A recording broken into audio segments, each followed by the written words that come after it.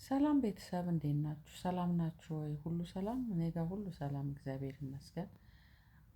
አልተመቸኝም ግን በቃ የጀመርኩት አርዕስት ስለሆነ ልሄድበት ፈለግኩኝ ልቀጥል ፈለግኩኝ እና መጣሁኝ ከመሸ ማለት ነው። እና ያ ምንድነው? ወይዘሮ ሜላት በልጇ ሞት ተጠያቂ አድርጋታለች። እኔ የሆነ አንዳንዴ የሆነ ነገር ትፈልጉና ሰውን ቃላት አቅም የሚያጣበት ቦታ አለ። እና እንደዛ ነው የሆንኩት እኔ ምንም አይነት ቃላት በቃ ሊገልጽልኝ አልቻለም ስለሷ። እንዴት ምን ብላት ይገልጽልኝ ይሆን የልቤን ብዬ ምንም ቃል አጣሁኝ በእውነት። እና እናት ነች እናት ነች ከዛ ከዲያቆኑ ባሏ ወልዳለች። ሜላት ወልዳለች። ዲያቆን ባል ነበራት። ባይ ዘ ዌይ የእሱ ግፍ ይመስለኛል የሚያንከራትታት ከአንዱ ወደ አንዱ ከአንዱ ወደ አንዱ። በእውነት አንዳንዴ ሰው ሲያለቅስባችሁ ጥሩ አይደለም ጥሩ አይደለም ብትገፉ ይሻላል ሰው ከምትገፉና እሱ መሰለኝ በጣም እንትን ያላት የመቅበዝበዝ ላይፍ ነው ያላት እንጂ ቁንጅናዋን ይሄን ያህል ላይ አጋና የምታወራ ሴት።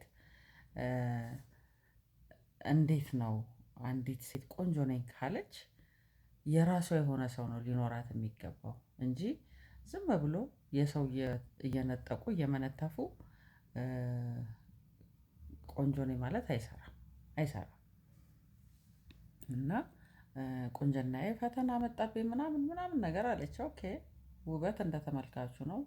ቆንጆም ነሽ በእርግጥም ቁንጅናሽ ምንም ጥያቄ የለውም ቆንጆ ነሽ። ግን ውበት ካለ ፀባይ ምንድነው የሚለው መጽሐፍ ቅዱስ የሆነ ቃል አለ በጣም ደስ የሚል ሪያ ላይ የተደረገ ጌጥ ነው። ኧረ እሱ እንትን ጠፋብኝ። ውበት ካለ ፀባይ ምንም ምንም ምንም። አንዳንዴ አይታችሁ ከሆነ በጣም በቃ መልክ የሌላቸው ሴቶች ፀባያቸው በቃ ቆንጆ እንደሆኑ እንዲሰማቸው ያደርጋል። በቃ ቆንጆ ሆነው ነው የሚታዩአችሁ። ሰዎች እኮ ቆንጆ አይደሉም ግን ፀባያቸው ስለሚያስወድዳቸው ቆንጆ ሆነው ይታያሉ። እና በምን ስሌት ነው እናት ነሽ ገባሽ? በምን ስሌት ነው እሷን በቃ በልጇ ሞት ተጠያቂ እንደሆነች አድርገሽ በጣም ስትከሻት ነበረ። እግዚአብሔር ይገስጽሽ። እኔ እንግዲህ የልጆች እናት ነኝ። 3 ልጆች አሉኝ። ወጣት ቲኒጀር እና ህፃን። ህፃኗን ኮንትሮል ላደርግ እችላለሁ። እሷን ላደርጋት እችላለሁ። ወጣትና ቲኒጀሮችን ግን ማድረግ አልችልም። እሞክራለሁ ግን አልችልም። ለምን ብትይ ለምን ብትሉ ቴክኖሎጂ ከኛ በላይ ይችላሉ ከኛ በላይ ያውቁታል። ከኛ በላይ ኢቭን ወስደን ስልካቸውን ብንነካካና ቼክ ብናደርግ ምን አድርገው ማጥፋት እንዳለባቸው ያውቁታል።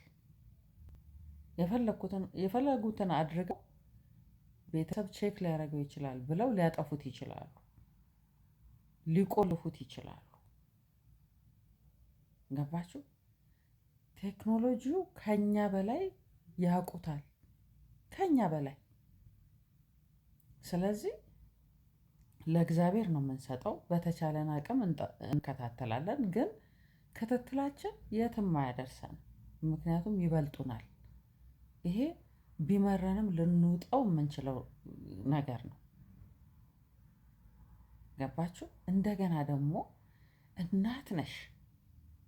እንዴት ነው አንዲት እናት በልጇ ሞት ተጠያቂ ልትሆን የምትችለው? እንዴት? እኔ በቃ እንዳልኳችሁ ቃል በቃ ሽባ ነው የሆነብኝ ምንም ልላት አልቻልኩም። በቃ ምንም ልላት ነው ያልቻልኩት። እና እሷን ተጠያቂ እንደገና ደግሞ ወንድ ልጅ አያያዙን ካልቻላችሁ ምናምን ካልፈለጋችሁ ወንድ አያያዝ አትችሉ ነጠቅሽኝ ቀማሽኝ ትባላላችሁ ምናምን። አንድ ጥያቄ ልጠይቅሽ አንቺ አያያዝ ከቻልሽ ለሶስተኛ ጊዜ ለምን እንግዲህ ሶስቱ ሚዲያ ላይ ስለታወቁ ገባሽ? ዲያቆኑ ባልሽ ይስማዕከ እና ይሄ ያሁኑ እነሱ የታወቁ ስለሆኑ ነው። የማይታወቁ ደግሞ እንግዲህ ውስጡን ብዙ ይኖርሻል ብዬ ገምታለሁ። አንቺ ለምን አልበረከተልሽም? ለምን አያያዝ ከቻልሽ ለምን እንደ ቢራቢሮ ከዛ ወደዛ ትያለሽ? በአንድ ለምን ፈርተሽ አትቀመጭ? አየሽ ግን ንስሐ ግቢ። እኔ የምመክርሽ ንስሐ ግቢ፣ ይቅርታም ጠይቂ፣ ይቅርታ ጠይቂ። አለበለዚያ ግን ይኸውልሽ የእግዚአብሔርን የአይኑን ብሌን የነካሽው የአይኑን ብሌን ገባሽ? መጽሐፍ ቅዱስ ላይ ምን ይላል መሰለሽ? ጳውሎስ አመፀኛ በነበረ ሰዓት አሳዳጅ ኢየሱስን የሚከታተሉትን በሚያሳድድ ሰዓት ኢየሱስ ተገለጠለትና ስለምን ታሳድደኛለህ ነው ያለው። ለምን ታሳድደኛለህ ሲለው እንግዲህ የኢየሱስን ተከታዮች እንጂ የሚያሳድደው ኢየሱስን እንደማያሳድደው ነው እሱም የተረዳው። እያንዳንዱ የኢየሱስ ተከታይ ላይ የምታሳርፊው ዱላ ኢየሱስን ይነካል። እናንተን የነካ የአይኔን ብሌን ነካ ነው የሚለው መጽሐፍ ቅዱስ። ከማይሆን ሰው ጋር ነው የተጋጨሽው። ከማይሆን ሰው ጋር አወዳደቅሽ አስፈራኝ፣ በእውነት አስፈራኝ።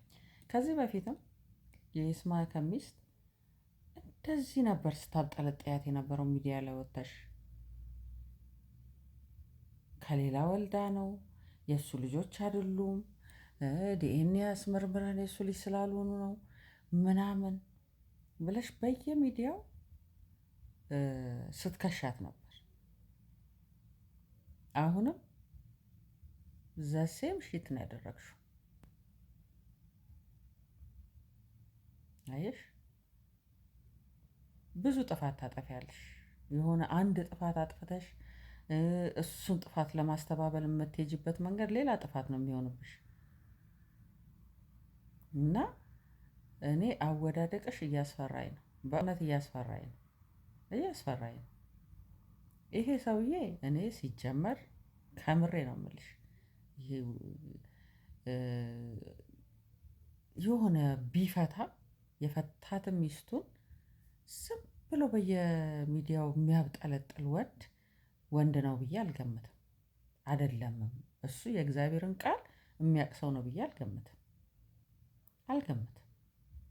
አይደለም በሙሉ አፌ እናገራለሁ። እንደውም አይደለም የእግዚአብሔር ሰው አይደለም።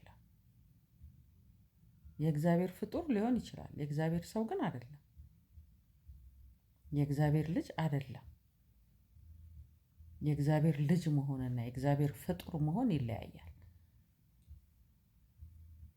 ስለዚህ ይሄ የሚወረወርልሽን አንበሳ፣ የሚወረወርልሽን ጊፍት፣ የሚወረወርልሽን ምን ተማምነሽ እሷን ሳትሰድቢ እሷ ላይ ሳትደርሽ እኮ ከእሱ ጋር መሆን ትችያለሽ አይደለም? ትችያለሽ። እኔ ደግሞ እሷ ቀንቼባት ልሞት። እኔ እኮ አልችልም እንደዚህ፣ በእውነት እኔ በሆን አልችልም። ዝምቷ ምን አይነት ጨዋ የተረጋጋች ሴት። በነገራችን ላይ በጣም ዘናጭ የነበረች በጣም በዓለም እያለች ራሱ በጣም በቃ የሆነ ደህና ቦታ የነበረች ልጅ ነች።